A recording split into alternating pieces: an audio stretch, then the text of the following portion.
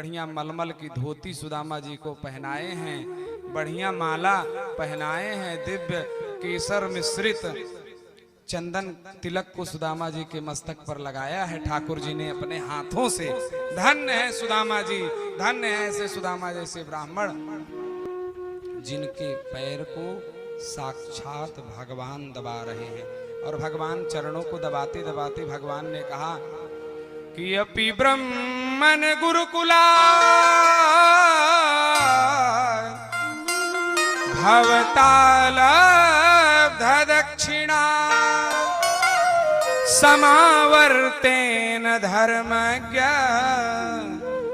भार्योढ़ा सदृशी नवा। हे मित्र, याद है वो दिन जब हम और तुम साथ में पढ़ते थे, साथ में खेलते थे?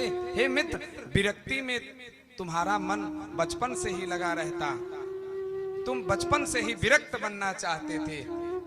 सुमित्र, विरक्ति हो कि गिरस्ती?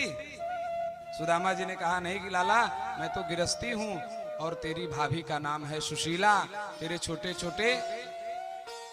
छोटे छोटे बच्चे भी हैं। सुदामा जी ने अपना हाल बताया, कृष्ण ने अपना हाल बताया। और लाला तू बता, तूने विवाह किया कि नहीं? भगवान हंसने लगे, हाँ अभी बहुओं का दर्शन कराएंगे, बहुओं को आशीर्वाद दिलवाएंगे। रुक्मिणी जी आई, सुदामा जी ने कहा सौभाग्यवती भव, पुत्रवती भव, पतिप्रिया भव। इतने में सत्यभामा जी आई, मृत वृंदा जी आई, कालिंदी जी आई। अरे कन्हैया, तूने कितने विवाह किए? भगवान ने कहा 16,108। तो ऐसा कर भैया, सब पत्नियों के बदले तू ही प्रणाम कर ले और मैं तुमको ही आशीर्वाद दे दूं। सुदामा ने भगवान को आशीर्वाद दिया। सब मम प्रिय नहीं तुम ही समाना, मृषा न कहूं मोर यह बाना।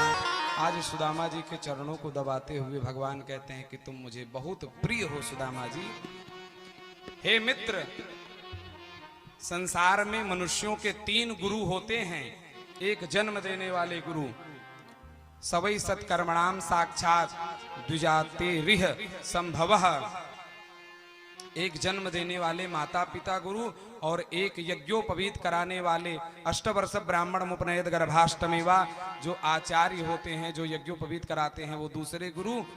और तीसरे गुरु जो दीक्षा दे करके इस भव से तरण तारण की दीक्षा देते हैं और नाम जप की महिमा को बतलाते हैं, वो तीसरे गुरु हैं। हे मित्र, मैं तुम्हारे द्वारा दिए हुए पत्रम पुष्पम फलम तोयम से प्रसन्न होता हूं। भगवान कहते हैं कि यदि मेरा भक्त है और मुझे प्रेम से पत्र दे दे, पुष्प दे दे, फल दे दे, कुछ भी दे दे, मैं प्रसन्न हो जाता हूं। अब तो लोग यही धारणा बना लिए हैं कि भगवान कहते हैं कि पत्रम पुष्पम फलम तोयम यो में भक्त्या प्रयच्छति। भगवान को चाहे पत्र चढ़ा दो, चाहे पुष्प चढ़ा दो, चाहे जल चढ़ा दो, भगवान प्रसन्न हो जाएंगे। नहीं, श्रद्धा के अनुसार भगवान की सेवा करनी चाहिए। यदि आप समर्थवान हैं तो विधिवत भगवान की षोडशोपचार से विधि पूर्वक भगवान की दिव्याति दिव्य उपासना को करना चाहिए और समस्त सामग्री भोग सामग्रियों को लगाना चाहिए। ये तो भगवान सुदामा जैसे तितिक्षु ब्राह्मण के लिए कहते हैं, विरक्ति ब्राह्मण के लिए, विरक्तियों के लिए कहते हैं कि सुदामा जैसे विरक्ति मुझे चाहे पत्र दे दे, चाहे पुष्प दे दे, कुछ भी दे दे, मैं उनको स्वीकार कर लेता हूं। मित्र, जरूर मेरी भाभी ने तुम्हें कुछ दिया होगा लाने के लिए। सुदामा जी द्वारिका का वैभव देख करके आश्चर्यचकित हैं कि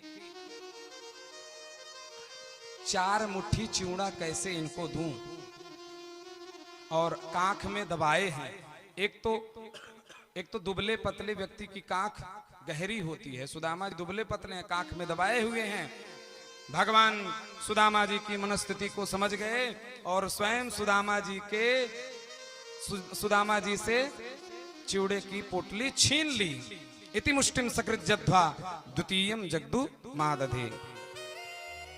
सुदामा जी से पोटली छीन ली बंधुओं और जब पोटली छीन ली तो एक ही मुट्ठी में सुदामा जी को अपने समान बना दिया, एक ही मुट्ठी में।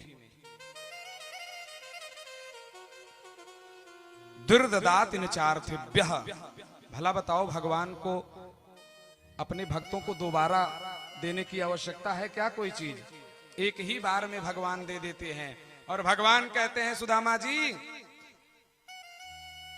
न केवलम नाम इमे तर्पयंत पृथक तंडुलाः अपितु विश्वम तर्पयंती।